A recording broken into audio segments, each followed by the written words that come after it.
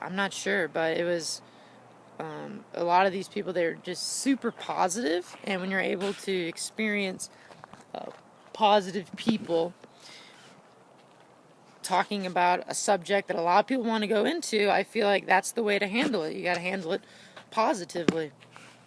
And so that was just right off the bat something I really gained from it, and I think that's a good way to talk about it. I really like how these death cafes open a lot of doors.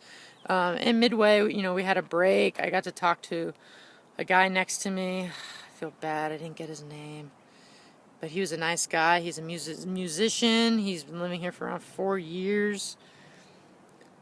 I don't want to go into really details about his life, but he was just telling me how around age 60, it's time to learn up on the subject. He's like, he kind of treats it like high school.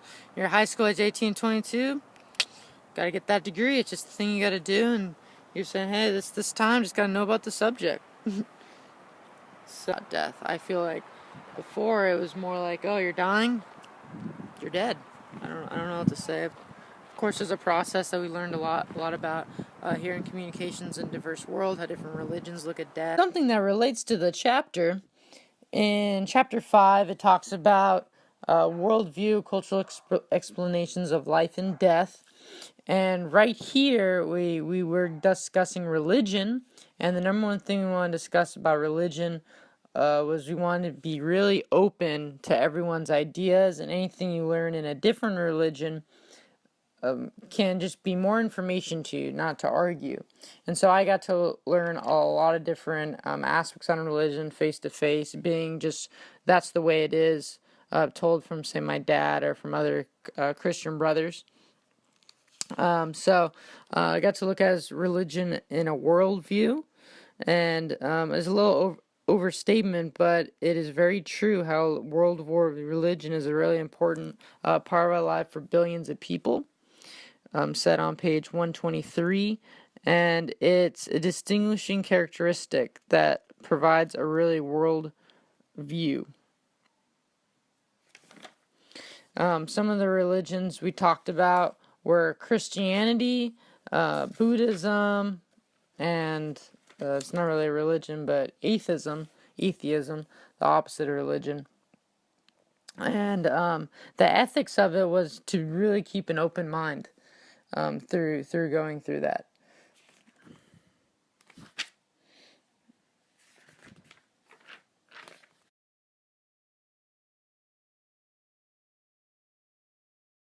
More depressing than anything, but it actually ended up That's the American experience. Yeah, exactly. A culture that I felt I was just gonna be talking. I was like, all right, he's gonna say a sob story. I better have a sob story ready. And I was like, I don't have any. That was like one of the reasons I wanted to come. I was like, I'm gonna feel uncomfortable, but then it ended up being just a good energy. Like we were just talking about the process of death, ways when you're about to go through it, like with painkillers. You know. There's so much to learn, and we're so far behind. Yeah, there's a lot of and we're also, it's like opening the doors for like future death. It's amazing. Like in 2010, this was happening. Like they said, it's like widespread. What I learned from the experience was, as death is something you're gonna have to go through. It's like anything else in life, and how you handle it, it's gonna make you better the difference. But just be aware that you can make it a positive thing, and being able to relate with other people and share different stories can make that process better. And if you're really interested in death, just the whole maybe being around people that are dying. That's a lot of these guys were in hospice, and some of them enjoyed singing to people while they were dying. That's like their hobby. That's their 12 to 5. It's their movie hour, singing to people while they're dying. So I was just encouraged about just the positivity about it, and I don't have to have my own mindset of, because I've been taught like dying is bad. Dying is a bad thing. You go to a funeral afterwards, there is that party, but you got to feel sad when someone dies, and I think you still do, because you truly are. You're mad that person went away, but there's a way to be enlightened just about, the journey I went through. And just what I mainly learned was the positivity you can gain from death, and then from a death cafe itself is it's really open and it's not pity parties, at least in my group. And I was expecting sob stories, as they all are really old, so I was expecting a lot of sob stories right from the get-go, and they weren't. They're joking, cracking jokes about murdering people. I mean, it was obscene. So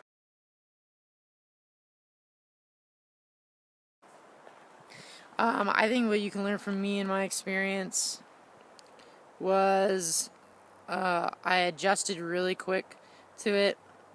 When people were not talking, I wasn't really talking because I didn't really know what to do. But when people were joking, I was joking. So I think it's really important to fit into the mood of what's going on. There was a talk about death penalty, and I was just trying to add something in, and so I started talking about death penalty, and I guess I was totally wrong. But one of the ladies, some stares of like, what the heck's this kid doing? So in the end, just be really open and just listen. I was listening on all fronts, just hearing. It was actually really calm. This one lady just put me in a harmony. This girl sitting next to me, and so I think something to learn from me is I was just really positive, and I was trying to have as much fun as I could have with it. Group and be open.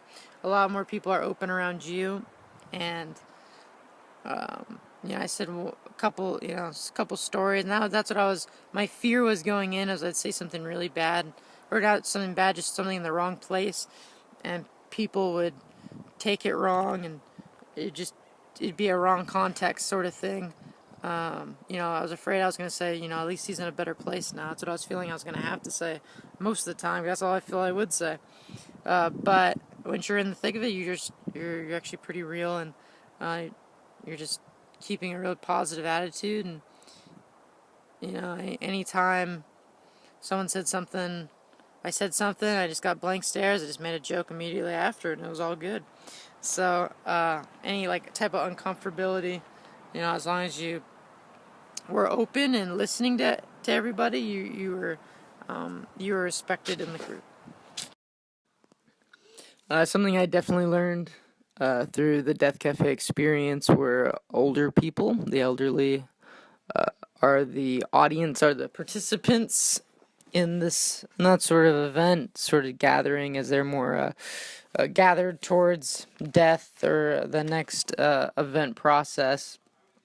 A lot of the people were really nice, and they were really into books.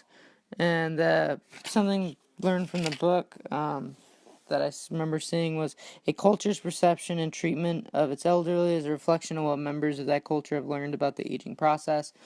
A lot of the elderly people were telling me about at the Death Cafe about how their family looked at death and how they handled it, and a lot of them never knew much about it going in. Some of them had a religion, some of them had a plan, but most of the sake probably didn't really have an idea of it. So, and a lot of these guys felt the same way till now. So I felt that that they actually changed their way of thinking once they became older, but the perception of the elderly was pretty much the same as how their parents thought about it, and that's what a lot of them generalized it to be. So. I've never really stayed with a group, so. Oh, cool. Never have. I'm just a. So we'll see you. You stay. We'll see. Yeah, maybe I'll be here and there. Okay. But when I do, I'll bring cake. Okay. That's a need be.